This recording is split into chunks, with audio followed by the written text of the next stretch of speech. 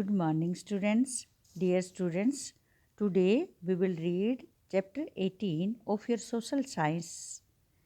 Name of the chapter is The Coming of the British. अंग्रेजों का आगमन. In this chapter, we will read how the British established their rule in India.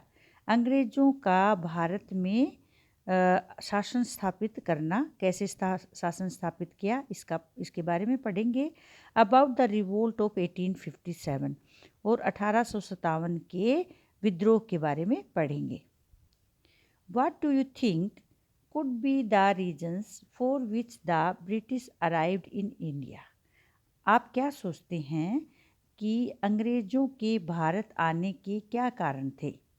Was trading their only aim. क्या केवल व्यापार ही उनका उद्देश्य था. Discuss in class. It is for discussion. You can discuss with your parents, with your brother, sister. In 1498, Vasco da Gama, a Portuguese explorer, was the first to discover a sea route to India from Europe by sailing around Africa.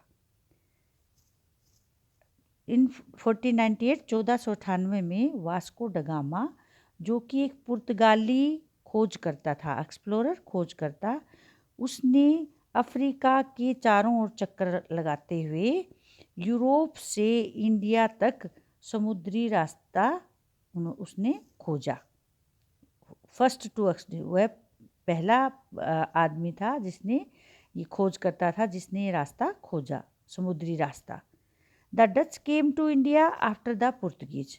Dutch people थे जो Holland के रहने वाले थे, वो Portuguese के बाद आए थे, पुर्तगालियों के बाद आए थे. Then arrived the British. उसके बाद अंग्रेज आए. Who emerge to be the most powerful of all. जो बाद में सबसे पावरफुल हो गए. In 1600, the British East India Company came to India and established trade centers with the intention of trading in spices. 1600 में British east India company Bharat में आई और व्यापार के केंद्र स्थापित किए. ट्रेड सेंटर्स, ट्रेड मतलब व्यापार, सेंटर्स केंद्र स्थापित किए. विद द इंटेंशन, किस उद्देश्य के साथ. Of trading in spices, cotton and silk cloth, medicines, perfumes, precious stones and metals. इनमें व्यापार करने के लिए उन्होंने ट्रेड के सेंटर्स बनाए, व्यापार केंद्र बनाए. किस उद्देश्य के साथ कि वो स्पाइस, मसालों का व्यापार करेंगे, कॉटन एंड सिल्क का व्यापार करेंगे, दवाइयों का, परफ्यूम्स, प्रेशियस मेटल, कीमती पत्थरों का जैसे हीरे मोती एंड मेटल्स, और धातुओं का व्यापार करेंगे. इस उद्देश्य से उन्होंने ट्रेडिंग सेंटर्स बनाए. Eventually the British gained power by defeating the Portuguese. और इस प्रकार से अंग्रेज़ों ने पावर हासिल कर ली, पुर्तगालियों को बाय डिफीटिंग, पुर्तगालियों को हराकर. Dutch and the French. पुर्तगालियों को, डच और फ्रेंच को हराकर जो अंग्रेज़ थे उन्होंने शक्ति हासिल कर ली. They establish the first trading centre at Surat in Gujarat. अभी शॉर्ट क्वेश्चन बन गया कि उन्होंने गुजरात के सूरत में पहला व्यापार का केंद्र स्थापित किया. The British then signed a treaty with the Mughal emperor Jahangir to set up more trading centres.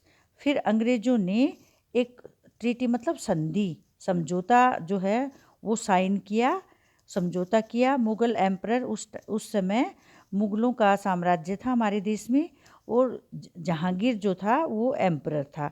तो उन्होंने जहांगीर के साथ ही संधि की, ट्रीटी की, और उसको ज़्यादा व्यापार केंद्रों के खोलने के लिए मना लिया, ज़्यादा व्यापार केंद्र स्थापित करने के लिए मना लिया. Factories were set up in Bombay, now Mumbai, Madras now Chennai, and Calcutta now Kolkata.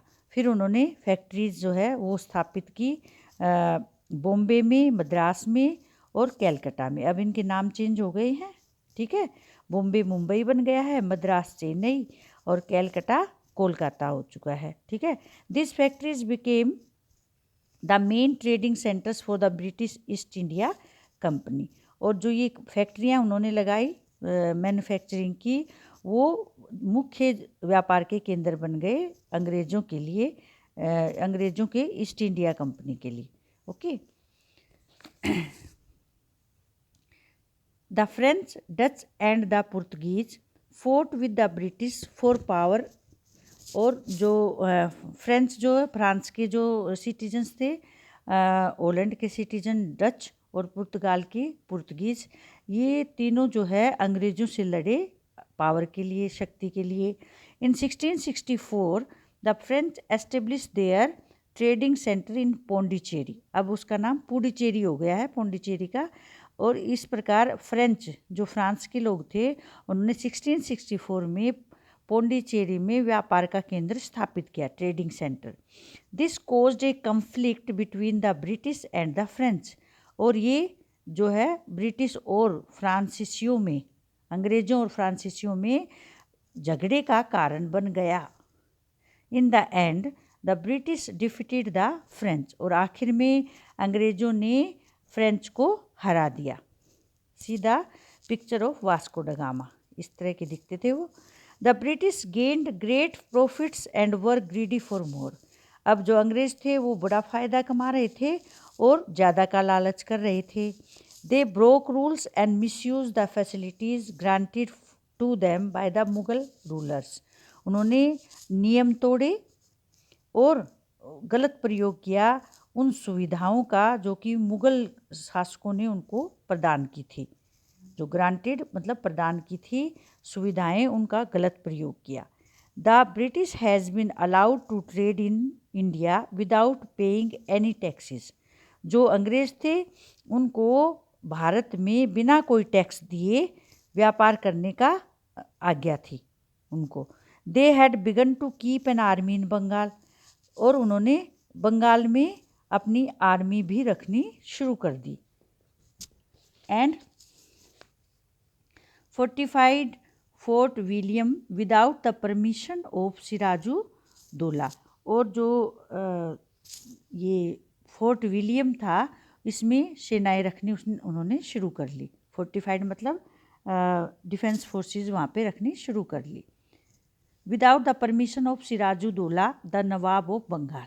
उसकी परमिशन के बिना, सिराजू दौला जो नवाब था बंगाल का, उसकी परमिशन के बिना।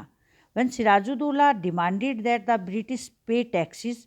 जब सिराजू दौला ने उनको, अंग्रेज़ों को टैक्स देने के लिए कहा, they started a war against him in 1757। तो उन्होंने उसके खिलाफ युद्ध शुरू कर दिया 1757 में। This war came to be known as the battle of Plassey. और इस वॉर को, इस युद्ध को बैटल ऑफ प्लासी कहा जाता है क्योंकि ये प्लासी नाम की जगह पर लड़ा गया था। The nawab of Bengal was defeated and killed. जो सिराजू दौला था बंगाल का नवाब, वो उसको हरा दिया और उसको मार दिया। इन 1764 the East India company started another war against the combined army of the Nawabs of Bengal and Awadh and the Mughal Emperor Shah Alam at Buxar। अब 1764 में क्योंकि उनका साहस बढ़ गया था, ईस्ट इंडिया कंपनी ने फिर से एक युद्ध शुरू कर दिया। किसके खिलाफ? अब ये सारे जो है ना एकजुट हो गए थे। बंगाल का नवाब, अवध का नवाब, भारत में तब बहुत छोटे छोटे किंगडम बहुत सारे थे, तो इनके जो नवाब थे बंगाल का, अवध का और मुग़ल जो शासक था शाह आलम, उन तीनों की सेनाएं जो थी उसके खिलाफ उसने युद्ध शुरू कर दिया ईस्ट इंडिया कंपनी ने। कहाँ पर? बक्सर में। ये शॉर्ट क्वेश्चन बन जाएगा आपका, war of battle of Buxar. This came to be known as the battle of Buxar. इसको बैटल ऑफ बक्सर कहा जाता है क्योंकि बक्सर में लड़ा गया था। They won the war and obtained the right to collect revenue in Bengal। अब उन्होंने युद्ध जीत लिया और ये अधिकार प्राप्त कर लिया। क्या अधिकार? कि बंगाल में वो टैक्स इकट्ठा करेंगे। रेवेन्यू मतलब टैक्स होता है, तो टैक्स इकट्ठा करने का अधिकार ले लिया। This made the East India company very powerful as Bengal was under their control. इससे जो ईस्ट इंडिया कंपनी थी वो बहुत ज़्यादा पावरफुल हो गई और बंगाल जो है उसके कंट्रोल में आ गया, यानी कि वो उनके ही कंट्रोल में बन गया बंगाल अब नवाब की जगह। The British realized that there were many big and small kingdoms in the country.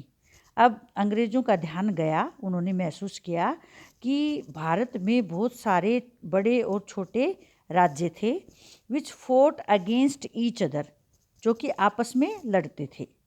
They took advantage of this situation and introduced the policy of doctrine of lapse and subsidiary alliance. उन्होंने इस चीज़ का फ़ायदा उठाया, advantage लिया और उन्होंने दो नई पॉलिसीज़ बनाई। एक का नाम था डॉक्ट्राइन ऑफ लैप्स एंड दूसरी का नाम था subsidiary alliance. Now rest of the chapter we will do in next video. Okay.